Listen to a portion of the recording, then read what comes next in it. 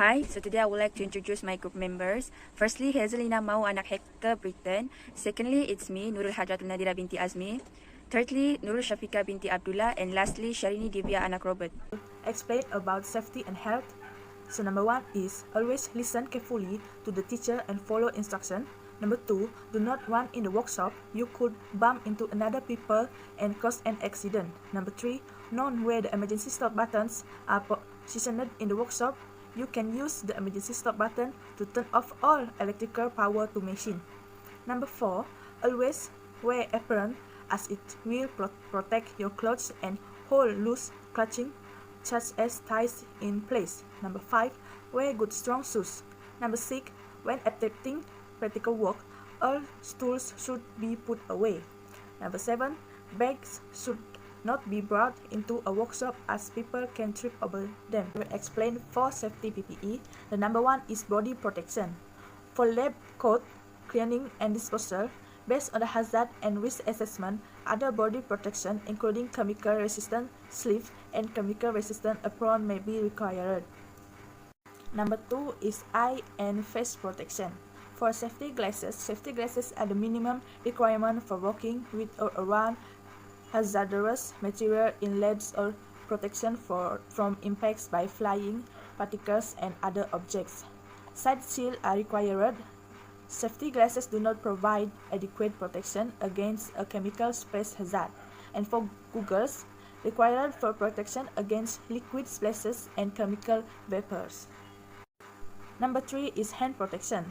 Disposal nitrile gloves are the minimum protective gloves for laboratories and provide limited protection for incidental exposure only. They should be removed immediately after contact with chemicals. Users then need to wash their hands before replacing disposal gloves. Number 4 is hearing protection. Hearing test monitoring will be required, and earplugs and ear muffs provide different protection level and need to be selected based upon a hazard assessment. Kitos Prop test result, depth below 0.3, number of blow 54, and cumulative of blow 54. Second, depth below 0.6, number of blow 61, and cumulative of blow 150. And depth below 4.5, number of blow 130, and cumulative of blow 1156. Lastly, depth below 4.8, number of blow 400, and cumulative of blow 1556. Hi, my name is Nurul Shafika binti Abdullah. My matrix number 05DKA20F1029. Today, I would like to explanation about making torch prop test. The first step, the rod and hammer are joined using rod coupling.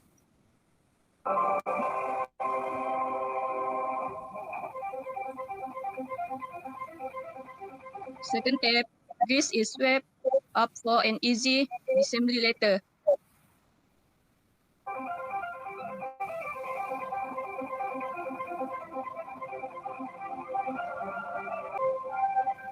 Extent of 0.3 meter is measured and marked on the rod start from tip of the cone.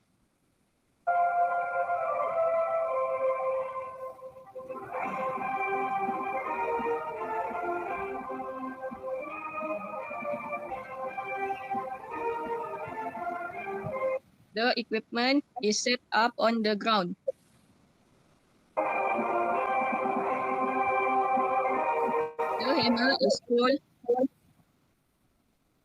The hammer is pulled until it reaches the maximum. The hammer drops freely to drive the cone into the soil. So, I'd like to pass Hazelina in this step.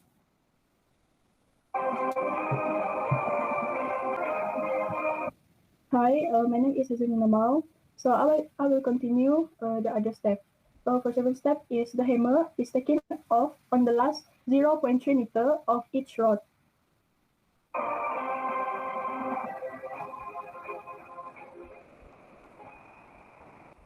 Next, join the existing rod with another rod and lastly hammer.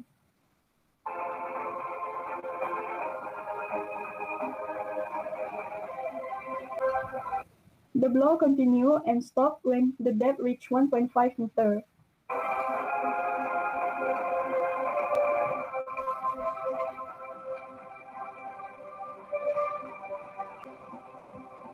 Once it reach the depth, take off the hammer.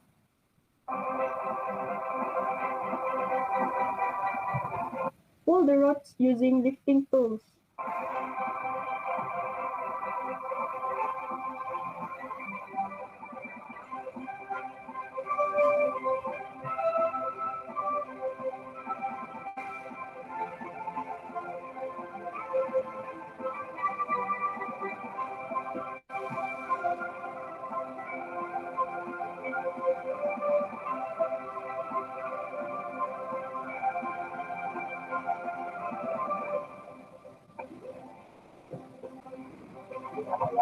The equipment is disassembled and cleaned before storing.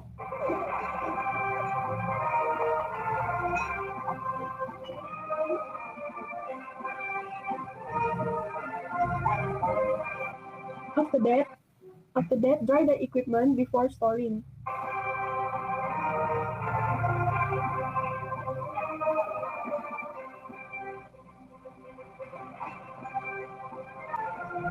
Lastly, keep all the equipment into the box. Discussion for Macintosh probe. Macintosh probe is one of the major problems associated with foundation construction phase is rock excavation. In general, rock excavation is much more expensive than soil excavation. Excavation of rock by blasting is not only expensive but might not be acceptable if it likely to induce adverse effect on nearby structure or general environment conditions such as water supply and noise. Field investigation for detecting the presence of rock in project site is necessary because of the following possible reasons. First, that the foundation rests directly on rock. Secondly, excavation of the rock is necessary during construction, that is, for rock excavation may be many times that for ordinary soil. Thirdly, the rock formation may be subject to weather effect during construction. And lastly, variation in the rock stratum. Macintosh is can be to determine the thickness of unsuitable material to be removed, and also for preliminary design of embankments limited about 50 meters and must be record number of blow or feet. Then correlates to establish charts to determine bearing capacity of soil. Macintosh probe, which has 30 degrees cone penetrometers, while JKR probes has 16-degree cone penetrometers. This is light dynamic test, and the cone is driven directly into the soil by driving hammer 5 kg.